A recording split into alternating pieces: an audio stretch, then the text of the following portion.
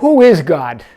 Well, we're going to talk about this today. This is Tom Kieran with Be Something Wonderful Studio of Higher Consciousness in San Diego, California, where we help you level up and become the best version of yourself. Welcome back, guys. I have a big subject today. You might say a divine subject, a all-powerful subject. Who is God? And it occurred to me because I was reading some reviews on my book, Be Something Wonderful When Suddenly You Want to Be More. I'll leave a link below so you guys can, if you want to read it, you can. And I think I mentioned this, maybe I haven't yet, but one of the reviews says, where does God fit in all this? And it didn't occur to me that I mentioned God a little bit in the book as the universe, as that divinity, as that higher consciousness, that greater you, that greater consciousness. But I use universe quite a bit, I noticed, in the book. And really, God is the creator of the universe, so it's much bigger than the universe. But my thinking was, at the time, that a lot of people are used to talking about it in that way. But it wasn't to avoid God. It wasn't to avoid saying the word God. I love saying the word God. And it seems to me that a lot of spiritual teachers today, from Abraham Hicks, that channels that energy called Abraham, to Pam Grout, who wrote some great books, E Squared, which was a New York Times bestseller, and she wrote a book on Course in Miracles, a book to make Course in Miracles easier to digest and read.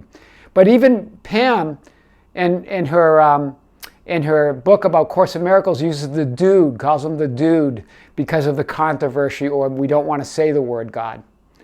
Guys, here's what the Bible said. All things were made by him, and without him, sorry guys, was not anything made that was made. This came from John 1:3 from the King James Version. So all things were made by him, and without him was not anything made that was made. There's different variations. And so the question is, who is him? This is God. And we can all agree, if we believe in God, that all things were made by him. But here's the question, guys. Beliefs all over the place. We have those that believe in God as the creator, but something outside themselves, someone, him, that they worship. Almost a blind faith, right? That it will be at God's mercy, or God will decide, or God knows, right? We're at the mercy of God. We're at the, if we're righteous and we do well in our life and we don't make major mistakes, we'll go to heaven. If we don't, we'll go to hell. There's this belief, and then there's all the way another belief of disbelief. The atheists just don't believe, right? But either way, whatever you believe, you are right, because that's what you believe. This really gets back to you creating your life, your own reality. An atheist doesn't believe. Atheist believes that you battle it out, that it's providence, that it's luck, that you're at, but if you work hard, you struggle again, and you struggle and you battle, you'll get there. And they would be right, because that's going to be their experience. Then there's those that worship some power, some omnipotent power, much greater than them, that knows best, that knows all that you don't get to say, right? And then there's everything in between, right? There's those that believe it's a loving God, and that and so it doesn't. My point really with this, it doesn't matter where you are on that. It's what you believe is what you will experience. We seem to be battling and disagreeing and want to pull people over to our view, to our perception of the world. But each person in this creates their own life layer. Each person has their own belief on what they believe is true.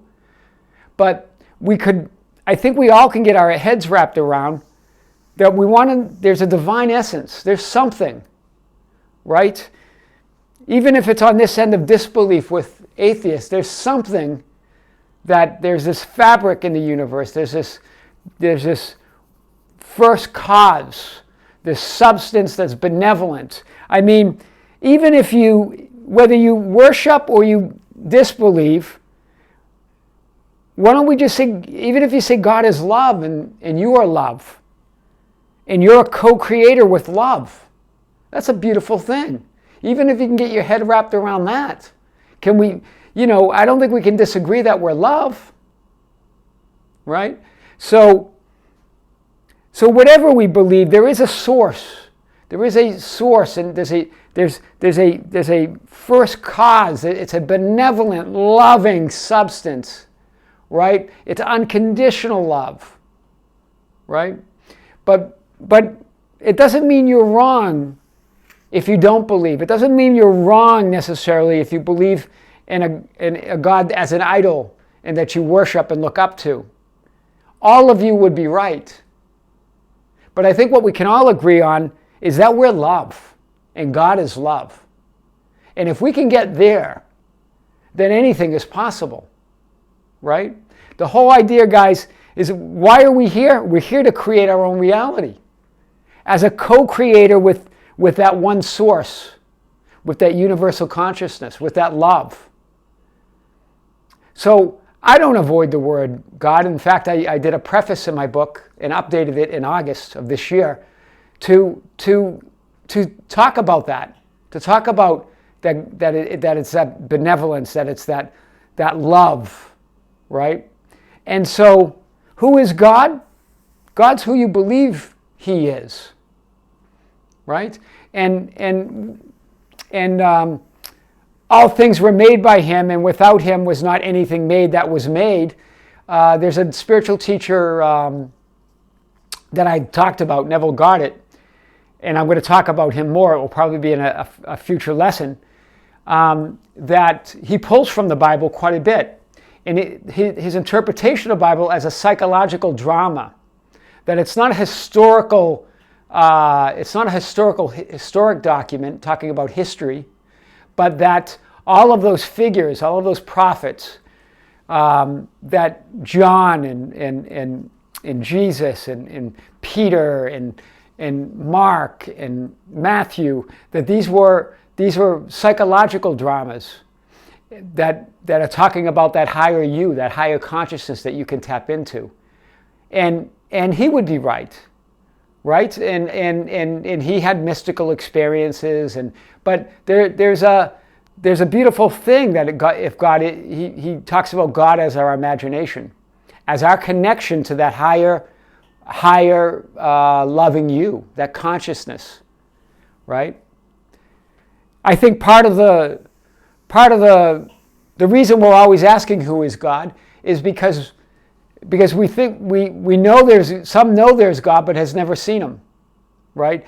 We know that miracles happen, that love can create things, and we see evidence of it, but still not direct evidence of God. So this is why we're always asking this question. But whatever you believe is okay. But you're creating your own reality. That's what we got to get back to. So you're creating your own reality, what you believe. So whatever you believe is okay. But can we all believe in love? We all start there. If we can all get in a common agreement that we're all love, wow, what a place to start. And then everybody can, their version of that, they can believe what they want, right? This is where I was this morning. And I want to talk more. I want to bring Neville Goddard's teaching into this. His idea that Jesus is within us as our imagination, that's how we create, and that's our connect. Imagination he refers to as that higher subconsciousness, that greater consciousness, that even all the spiritual teachers refer to that, right? But we don't have to be afraid of saying God. It's a beautiful word. And to the Christians and other religions out there, it all works. We're all connected. I think we all can agree on that. There's no separation, right? Even the disbelievers, they've got to believe in some connection, right? There's some connection among us all. But we do believe there is a oneness, right? Even if you believe in separation, you can't get away from that connection, right?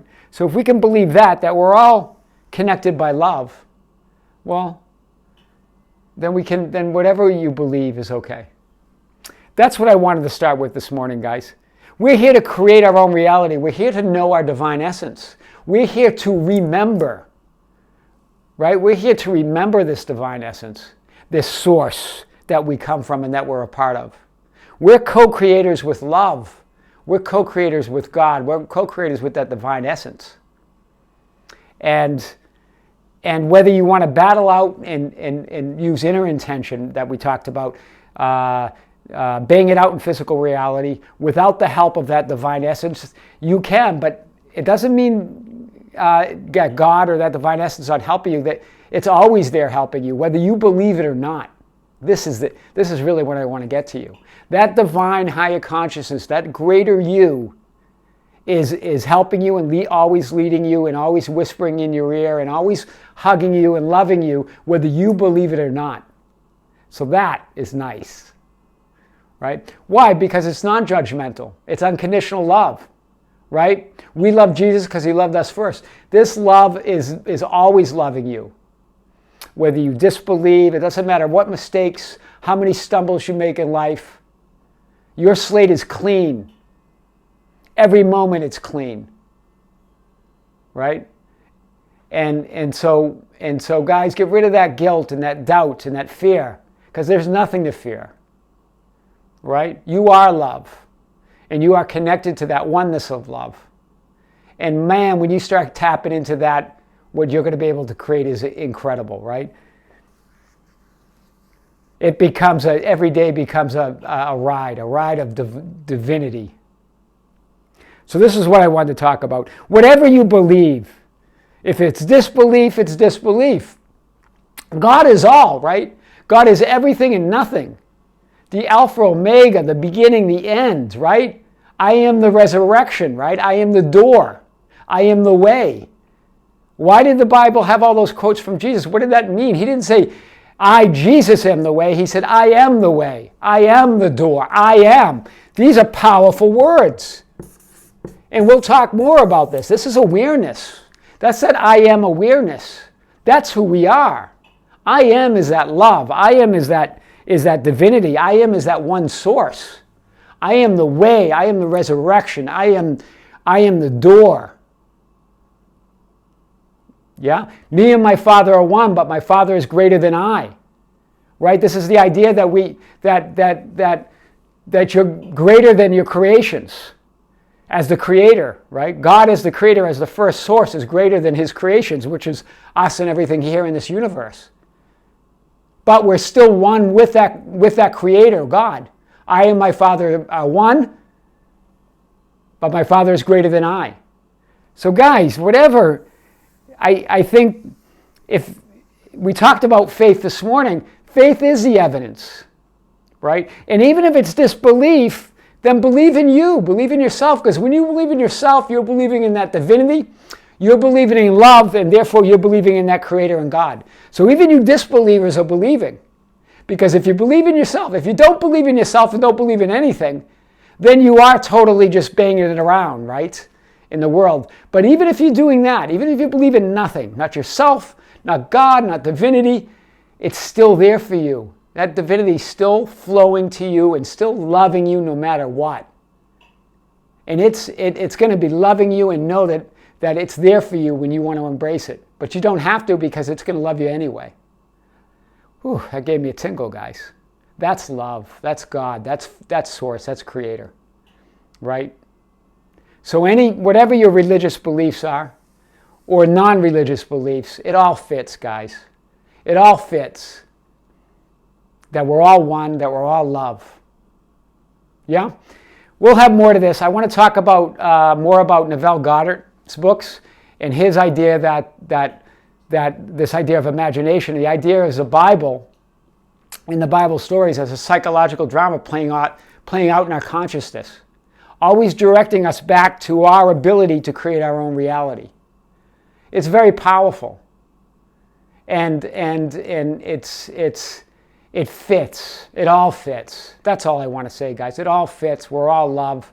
We don't have to battle it out. You don't have to convince anybody. Yeah? Okay. Well, we'll talk some more. Who is God? I think we answered that question, guys. God is love. And you are love. And we're all love.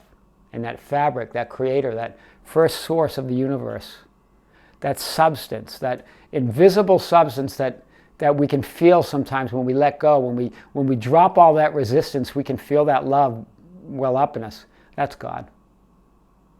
And he's always loving us. Yeah. Okay, guys. Until next time, this is Tom Kieran with the Be Something Wonderful studio of Higher Consciousness in San Diego, California, where we help you level up and become that highest ideal version of you. Guys, don't forget to hit the subscribe button, me with a caricature. Hit the notification bell so you never miss a video. And like our video and write your comments. Love to hear them. This is how we get the word out. Okay, talk to you soon. Bye-bye.